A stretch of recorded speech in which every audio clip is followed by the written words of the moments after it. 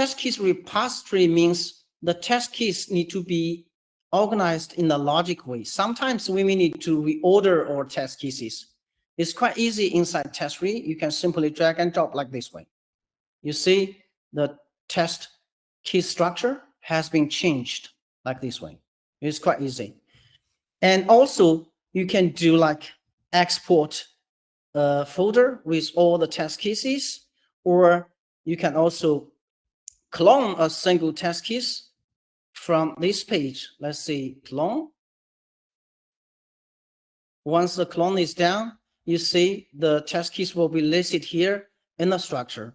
And sometimes maybe the test keys will be expired, or it need to be deleted. You can simply use our delete option here and then confirm.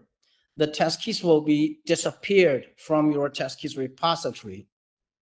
All these options are working for a single test case issue, but sometimes we want to do, bulk operation.